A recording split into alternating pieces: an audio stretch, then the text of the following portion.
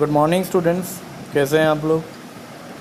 आज हम कंटिन्यू करेंगे आपके इकोनॉमिक्स का 9 चैप्टर जो पिछले हफ्ते मैंने आपके सेशन में लिया था और हमने डिस्कस किया था अबाउट बैंक्स। हमने टॉपिक में देखा था कैपिटल मार्केट, मनी मार्केट के बारे में, फिर functions of reserve bank of India कि किस तरीके से बैंकिंग सेक्टर हमारे देश में चलता है। फाइन, तो आज हम थोड़ा आगे बढ़ेंगे और हम आगे बढ़ के यहाँ पे देखेंगे कमर्शियल बैंक को। फाइन, कमर्शियल बैंक क्या कहता है।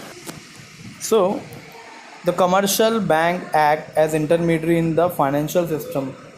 फाइन, इंटरमीडियरी का मतलब क्या होता है, हमारी कंट्री का जो फाइनेंशियल सिस्टम है उसके सबसे बड़े एजेंट कौन है, ये कमर्शियल बैंक ही हैं। As to bring the savers and investor together. Fine, एक जो पैसा बचाता है और एक जो पैसा इन्वेस्ट करता है अलग से, इन दोनों को एक जगह पर मिलाने का काम कौन करता है, ये बैंक करता है। They profit seeking financial institution acceptance of deposits granting loan advances is the primary function of the commercial bank. किसी भी बैंक का, जैसे कि कमर्शियल बैंक हैं, उनका सबसे बड़ा प्राइमरी फंक्शन क्या है, लोन प्रोवाइड करना। साथ साथ में ये उनका प्राइमरी फंक्शंस है, एडवांसेस देना। Commercial bank play an important role in mobilizing saving and allotting them to various sectors of economy. Then it includes both scheduled commercial bank and non-scheduled commercial bank. Schedule commercial बैंकों को भी संभालता है, non schedule भी। Schedule क्या होता है, जिसको आरबीआई ने अलग कैटेगरी में रखा है, और नॉन शेड्यूल मतलब क्या, जो अदर जो भी आसपास अपने कमर्शियल बैंक है वो। Then is the second schedule of the Reserve Bank of India Act 1934. In terms of ownership and function, commercial bank in India can be classified into 4 category. 4 category में classified है। Public sector bank, private, rural and foreign. Public sector bank का example अगर आप देंगे तो क्या देंगे, SBI. Private का क्या देंगे, एचडीएफसी। रूरल बैंकों का क्या दोगे आप, ग्रामीण, क्षत्रिय बैंक। और फॉरेन बैंक आप क्या एग्जांपल दे सकते हो, like a yes bank, city bank, like that. So then आगे क्या बोलता है, popular definition of commercial bank. Professor Cancross said this one, we can say a bank is a financial intermediary, a dealer in loans and debt. ये bank क्या है, एक financial agent है एक तरीके का, और एक तरीके का डीलर है, किस चीज़ में, लोन और डेप्ट में, उधार के लिए। सो फंक्शंस ऑफ कमर्शियल बैंक हम देखते हैं यहाँ पे। सबसे पहले क्या क्या फंक्शंस है कमर्शियल बैंक के, तो यहाँ पे देखो दिया हुआ है। सबसे पहला डिमांड डिपॉजिट्स, मतलब जब भी आप बैंक में जाते हो तो वहाँ पे देखिए ना, एक कैश काउंटर होता है, वहाँ पे पैसे एक्सेप्ट किए जाते हैं, बराबर है ना। Deposit that are withdrawable on demand are known as demand deposit. They are in the form of current account and saving account deposit. Yes, 2 प्रकार के अकाउंट बेसिकली माने जाते हैं डिमांड डिपॉजिट के लिए, करंट और सेविंग। करंट अकाउंट बेसिकली कौन open करता है, जो बिजनेसमैन होता है, और सेविंग अकाउंट बेसिकली कौन ओपन करता है, जो हाउस होल्ड सैलराइड होता है। Current account is usually open by businessman, corporation, industrial houses, taxes, trust.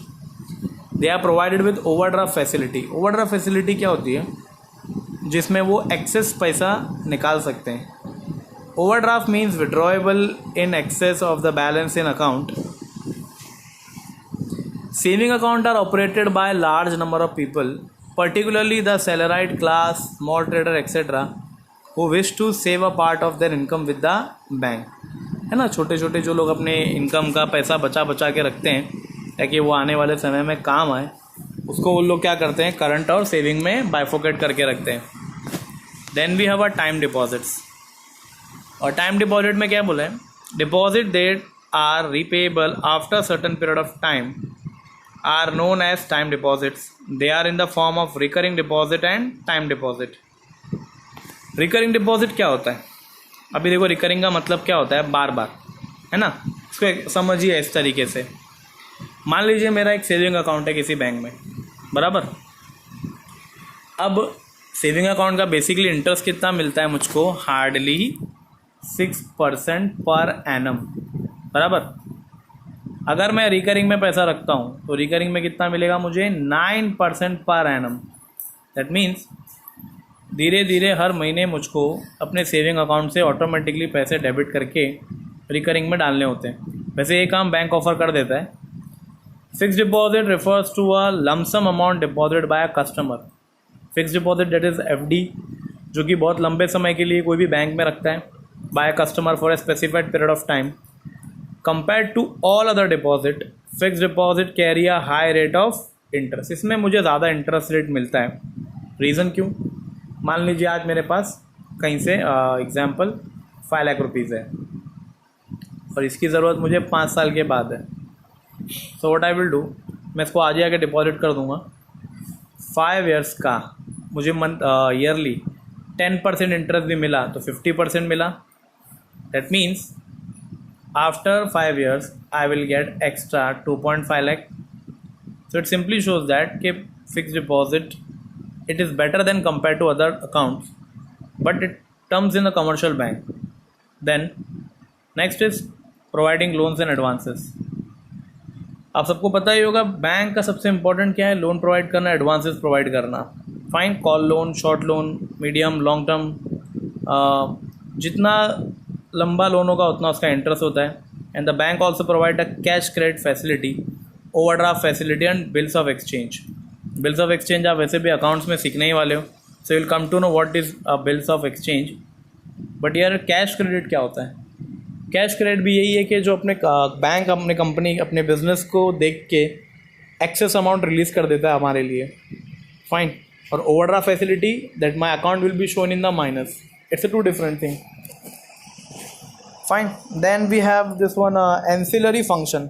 Ancillary function क्या होता है? उससे जुड़े हुए। Commercial bank also provide a range of ancillary services such as transfer of fund, collection of money, making periodical payment on behalf of customer, merchant banking, foreign exchange, safe deposit locker, demat facility, internet banking, mobile banking। ये सारी चीज़ें भी कौन provide करता है? अलग से bank provide करता है, कमर्शियल बैंक, ताकि उनके ये सारे फंक्शंस भी क्या रहे, एक्टिव रहें और लोग इन्हें भी अच्छे से यूज़ करें। वैसे भी आज के इस दौर में मोबाइल बैंकिंग, इंटरनेट बैंकिंग हर कोई फेमिलियर है इन सब चीज़ों से। एंड साथ साथ में डीमैट फैसिलिटी भी आप समझ सकते हैं।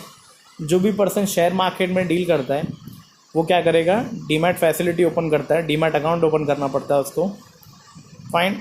सेफ डिपॉजिट लॉकर, जैसे कि बहुत से लोगों के पास कुछ कीमती चीज़ें होती हैं, so what they can do is that के सेफ डिपॉजिट लॉकर में जाके वो रख सकते हैं।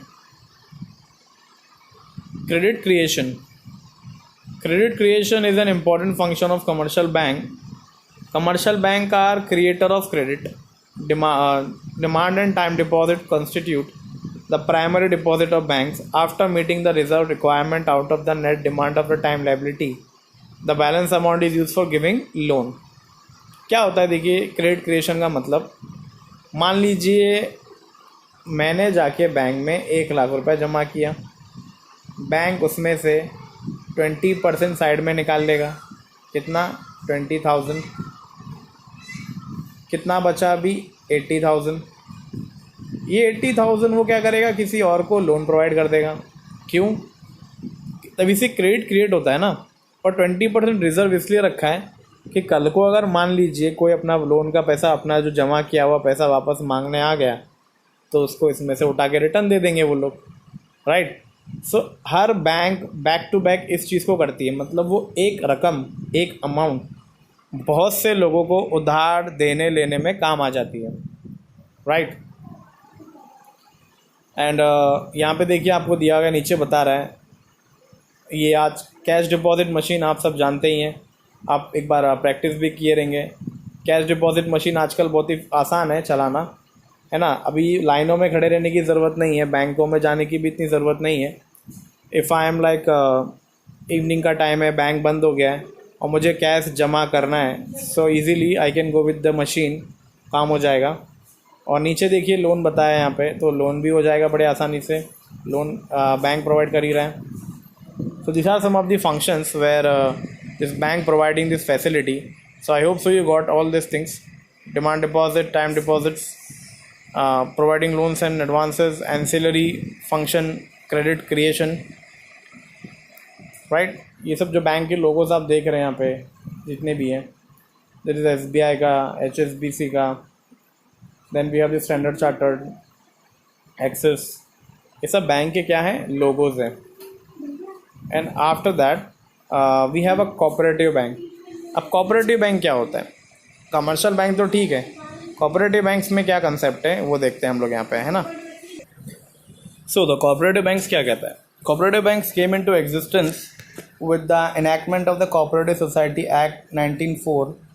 Cooperative bank supplement efforts of the commercial bank by meeting the credit needs of local population. अभी कमर्शियल बैंक क्या है? वो ऑल इंडिया लेवल पे काम करता है।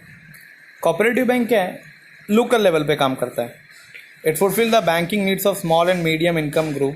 The cooperative credit sector comprise of cooperative credit institution such as primary cooperative credit societies, district central cooperative banks and state cooperative banks. So let's explain the structure। अभी structure देखते हैं क्या कहता है इसका। सबसे पहला आता है कोऑपरेटिव बैंक एपेक्स लेवल पे आता है, फिर एक डिस्ट्रिक्ट लेवल पे आता है और एक प्राइमरी लेवल पे आता है। इसमें भी 3 हिस्से हैं।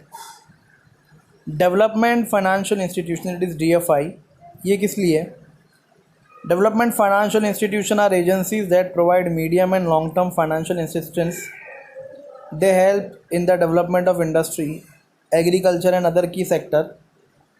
Industrial finance corporation of India was the first development financial institution to be establish in 1948। ये इंडिया का सबसे पहला फाइनेंशियल इंस्टीट्यूशन था जो उस टाइम पे इसकी शुरुआत हुई थी। That is development financial institution, that is DFI। Development financial institutions have diversified their operation with the advent of liberalization and globalization.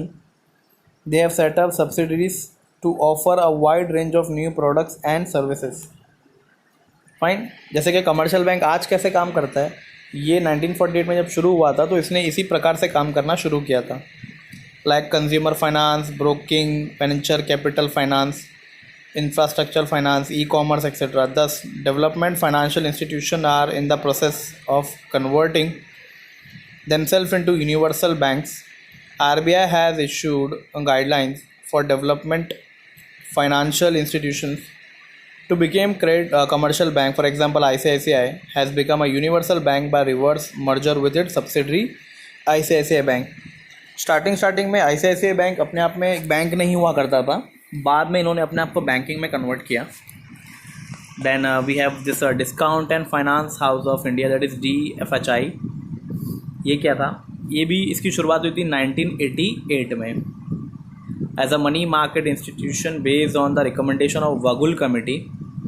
It is jointly owned by RBI। असल में इसको RBI ओन करता है।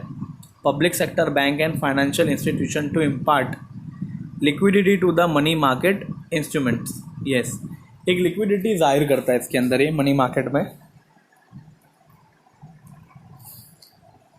अनऑर्गेनाइज सेक्टर, आगे देखते हैं unorganised sector क्या है। The unorganised money market in India comprise of indigenous bankers, जो कि आपको लिख के बताया था मैंने, money landers and unregulated non banking financial intermediaries. The activities of the unorganized money market are largely confined to rural areas. Basically ये लोग जो होते हैं ये रूरल एरियाज़ में ज़्यादा वर्कआउट करते हैं, है ना। होता क्या है इसके अंदर, ये अभी किसी को समझो प्राइवेटली फाइनेंस चाहिए, अब किसी के पास अगर अवेलेबल है, मैंने अपने समझो किसी रिश्तेदार को दे दिया या फिर किसी अलग से गांव में किसी को दे दिया, कोई ज़रूरतमंद मेरे घर आया तो मैंने उसको एक अच्छे खासे इंटरेस्ट रेट पे वो पैसे दे दिए, बराबर है। अगर मैं ऐसा कर देता हूँ that means I am unorganise sector से मैं कर रहा हूँ, इंडिजीनियस बैंकिंग वाला काम कर रहा हूँ, मनी लैंडर वाला काम कर रहा हूँ, है ना। तो ये भी हमारे देश में चलता है। अभी क्या करें, गांव जैसी जगहों पे कोई छोटे छोटे किसानों को कोई बेसिकली लोन तो देगा नहीं कोई बड़ा बैंक, तो उनको इसी तरीके से अपना इंतज़ाम करना पड़ता है। Indigenous bankers, they are financial intermediaries that function similar to banks. They mostly deal indigenous short term credit instruments such as hundi. The rate of interest differ from one market to another. Indigenous bankers are mostly confined to certain social strata. They are an important source of funds in unbanked areas and provide loan directly to agriculture, trade and industry. ये indigenous bankers का काम होता है, जो लोग basically ऐसे क्या समझो मुझे खेती बाड़ी करनी है और खेती बाड़ी के लिए मुझे लोन चाहिए, बैंक नहीं दे रहा है, तो गांव में ऐसे लोग होते हैं जो ये लोन दे देंगे, उनके बदले में वो इंटरेस्ट रेट भी चार्ज करेंगे और साथ साथ में उनका ये भी कहना होता है कि they will ask some of the portion of my agriculture land, या तो फिर एग्रीकल्चर में जो भी मैं उगाऊंगा उसमें से भी उन्हें कुछ हिस्सा देना पड़ेगा, right. Then we have a money lenders, they mostly operate in villages. Money lender usually charge high rate of interest, ये लोग बहुत ज़्यादा चार्ज करते हैं। The loan provided by money lender are for both productive and unproductive purpose. Agriculture, labourer, small marginal farmer, artisan, small traders usually borrow money, ये छोटे छोटे किसान, छोटा कोई मजदूर यही बोरो करता है। At present the activities of the money lenders have been restricted by RBI due to exploitative tendencies. वैसे RBI ने इस पर रोक लगा रखी है क्योंकि ये लोग लोगों का फ़ायदा उठाते हैं, इस कम पैसे को देके ज़्यादा इंटरेस्ट रेट चार्ज करते हैं। Then next,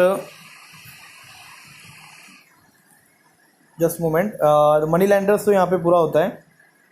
then lastly we have this concept unregulated non bank financial intermediates, मतलब बैंकिंग नहीं होते पर बैंकिंग की तरह काम करते हैं, like chit fund, nidhi, loan company. Under chit fund member में regular contribution to the fund, bids और ड्रॉ मेप of the basis of the criteria mutually agreed upon by members, जिसको हमने नाम दिया है बिस्सी। Then chit fund mostly operate in Kerala, Tamil Nadu. Nidhi is also type of a mutual benefit fund thriving of the contribution of its member. Loans are provided to member at reasonable rate of interest.